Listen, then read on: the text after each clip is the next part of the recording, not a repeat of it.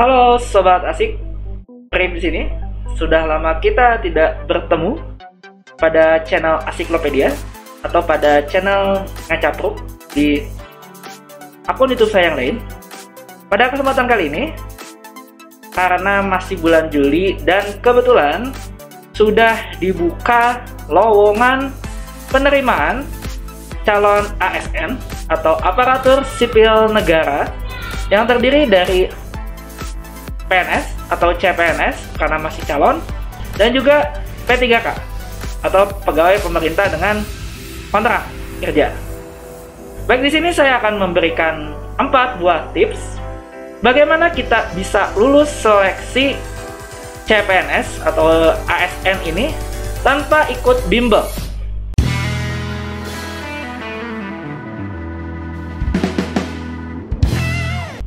Oke, kita mulai dari yang pertama.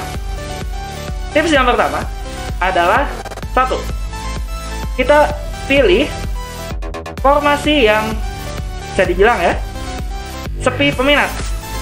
Ini sangat penting sekali karena seperti yang sudah kita ketahui bahwa gagal merencanakan sama saja seperti kita merencanakan kegagalan. Tapi ini tidak berlaku untuk formasi-formasi yang mungkin kebutuhan spesifik. Misalnya Anda lulusan apa, hanya bisa melamar di institusi tersebut. Tapi bisa dibilang sebenarnya banyak sekali institusi-institusi yang sepi peminat. Oke, sebagai contoh, saya akan berikan di unit kerja saya di Kementerian Pendidikan dan Kebudayaan, sekarang ditambahin riset teknologi, jadi Kemendikbud Dikti. Contohnya di unit kerja saya di Politeknik Negeri Jakarta. Oke, saya akan buka, ini adalah lowongan di Politeknik Negeri Jakarta. Lumayan banyak untuk jabatan adalah dosen. Bukan rata-rata, semuanya adalah butuh S2 dengan berbagai bidang ilmu. Pengalaman saya sejak beberapa tahun terakhir dan cerita dari senior-senior bahwa pelamar yang daftar ke Politeknik Negeri Jakarta itu sangat sedikit. Padahal ya lokasinya di Jabodetabek. Mungkin bagi orang Jabodetabek ini sangat menarik ya, gak usah jauh-jauh ke daerah. Atau bagi orang daerah bisa kerja di Jakarta, lumayan juga, walaupun ya bisa dibilang biaya hidupnya lebih tinggi. Tapi di sini banyak sekali lowongan berbagai macam multidisiplin ilmu. Ada bahasa Inggris, ini lihat ya, ada manajemen pemasaran, keuangan, teknologi informasi, dan bahkan ada yang besar kayak gini, misalnya perbankan dan keuangan. Ya, ini membutuhkan 6 buah orang. 6 buah orang dibutuhkan, atau 6 orang dosen dibutuhkan. Kemudian contohnya di jurusan saya, di jurusan teknik mesin, itu kebetulan membuka cukup banyak lowongan. Di sini bisa dilihat di jurusan teknik mesin ada teknik mesin konsentrasi keahlian produksi 6 lowongan. Kemudian teknik mesin konstruksi perancangan 6, perawatan 3, bahkan ada hukum, bahasa Indonesia, teknik industri, linguistik, dan lain-lain. Jadi bisa dibilang banyak sekali, tapi sepengalaman saya sangat sepi peminat. Pada zaman saya CPNS di tahun 2018 banyak yang lowongannya itu yang daftar hanya 1 orang. Jadi salah satu lowongan daftar 1 orang, sehingga otomatis kalau orang tersebut lolos seleksi kompetensi dasar, bisa dibilang dia sudah 1 kaki lolos karena udah tidak ada saingannya lagi. Oke, sekarang tips yang kedua bagaimana bisa lolos CPNS tanpa menggunakan bimbel selain pilih formasi yang sepi peminat. Yang kedua adalah tipsnya belajar dari buku. Cukup intensif 2 minggu sebelum tes. Jadi Anda tidak perlu menghabiskan terlalu banyak waktu untuk belajar. Tetap ya harus belajar, tapi ini tanpa bimbel. Buku-buku seleksi CPNS itu ada banyak di toko buku ya, bisa beli. Atau mungkin bisa juga download aplikasi-aplikasi yang menyediakan soal-soal CAT. Itu menurut saya cukup membantu kita bisa tahu medan, jenis soalnya seperti apa. Dan tidak perlu lama-lama, menurut saya cukup intensif 2 minggu saja. Yang penting kita paham jenis soalnya seperti apa.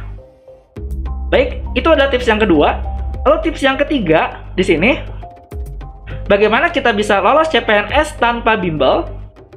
Oke, adalah mengerjakan soal tidak berurutan. Jadi ada soal jumlahnya cukup banyak ya, jumlahnya banyak dan waktunya hanya 90 menit.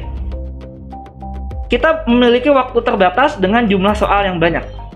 Dan jumlah soal untuk SKD pada seksi CAT atau Computer Assisted Test itu ada 3 jenis. Yang pertama ada tes wawasan kebangsaan, ada tes intelijensia umum (TIU), dan tes kepribadian (TKP). Dan masing-masing itu harus diperhatikan, mereka memiliki bobot atau passing grade yang berbeda-beda. Passing grade berbeda-beda, Anda harus lolos passing grade untuk semua 3 jenis soal ini. Kalau tidak lolos, artinya tidak bisa lanjut ke seleksi berikutnya. Walaupun nilai Anda besar. Contohnya, passing grade TIU misalnya butuh nilainya adalah 80. Nilai Anda 60, sedangkan nilai yang lain sangat tinggi. Total Anda misalnya nilainya mencapai 360. Tapi ada satu saja yang tidak lolos, maka Anda dinyatakan tidak lolos SKD. Nah, tadi triknya, kita mengerjakan tidak berurutan. Ini yang biasa saya pakai. Saya biasa mengerjakan TIU terlebih dahulu. Kenapa? Karena saya orang sains, orang eksak, yang biasa mengerjakan soal hitungan. Jadi saya butuh pikiran yang lebih fresh ketika mengerjakan. Jadi saya kerjakan TIU dulu, setelah itu lanjut ke TKP. TKP ini agak tricky, karena ini bisa dibilang soalnya tidak ada benar atau salah, hanya nilai bobotnya yang berbeda-beda. Ini butuh konsentrasi yang tinggi.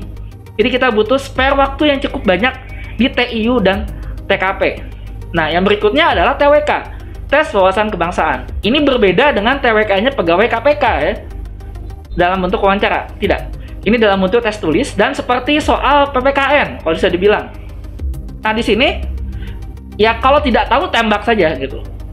Nah, karena tidak tahu tembak saja, makanya saya selalu menaruh TWK itu terakhir. Jadi TIU TKP itu kalau di total mungkin total waktunya sekitar 70 menit. Dan Anda kerjakan 20 menit terakhir atau mungkin 15 menit terakhir untuk TWK. Jadi fokus di mana yang kita kuat. Tadi yang penting TWK-nya itu adalah passing grade. Semuanya passing grade. Dan jangan menghabiskan waktu ya untuk sesuatu yang Anda tidak begitu kuasai. Biasanya kalau Anda taruh TIU belakangan, nilai Anda akan hancur lebur. Karena sudah tidak ada waktu, tinggal nembak saja. Jadi ini adalah trik yang biasa saya pakai dan alhamdulillah saya 1 kali tes itu langsung passing grade semua. Walaupun mepet ya, saya mepet di TKP. Jadi benar-benar nilai saya itu pas 1 angka di atas passing grade. Sehingga saya lolos dan kebetulan saya saingannya saingan saya nilainya tadi ya, nilainya lebih besar, tapi dia TKP-nya tidak passing grade. Otomatis yang lolos hanya saya sendiri saja. Sehingga saya lolos untuk maju ke SKB, sudah tidak ada saingan. Dan tidak mungkin, terutama saya, kalau udah lolos tidak mungkin tidak diterima. Walaupun berapapun nilai SKB-nya, karena sudah ada calonnya. Jadi yang penting itu, Anda lulus SKD, kalau tidak ada saingan, maka kemungkinan 99% Anda akan lolos. Oke, tips yang terakhir adalah ini, berdoa. Memang kelihatannya ya ini seperti pasrah, tapi berdoa itu bisa terjadi ya, karena segala kemungkinan bisa terjadi. Kalau Anda saya ceritakan, di tahun 2018, CPNS 2018, itu banyak sekali lowongan ya, dan banyak sekali yang tidak lulus. Tidak lulusnya bukan karena TIU atau tes intelijensia umum, bukan. Gagalnya karena di tes kepribadian. Banyak yang tidak lolos, sehingga banyak formasi-formasi yang kekurangan orang. Sehingga pada tahun itu dibuatlah suatu kebijakan. Jika tidak ada yang lolos, maka akan yang tidak lolos itu, yang misalnya ya, butuh 1 formasi, kemudian yang daftar 5 orang. semuanya tidak lolos karena gagal di TKP, misalnya tidak passing grade. Nah, maka akan diambil 3 teratas untuk masuk ke SKB. Tetapi kalau tadi, misalnya formasinya 1, kemudian ada 5 orang, 1 orang lolos, semuanya passing grade, tapi yang 4 orang lagi tidak, maka otomatis 1 saja diambil. Begitu. Jadi segala kemungkinan bisa terjadi. Karena bisa jadi peraturan itu bisa saja berubah. Baik, mungkin itu dari saya. Sekilas bagaimana menjalankan tes atau mengikuti seleksi CPNS tanpa bimbel. Dan yang jangan dilupakan adalah perhatikan berkas. Jangan sampai berkasnya kurang. Ijazah, misalnya butuh akreditasi, butuh transkrip, butuh tes bahasa Inggris, semuanya harus dilengkapi dengan baik. Kayak kata, semoga sukses menjalani seleksi CPNS. Semoga Anda bergabung menjadi CPNS generasi kucing atau generasi cat, dan siap-siap menjadi CPNS umbi-umbian. Terima kasih. Wassalamualaikum warahmatullahi wabarakatuh.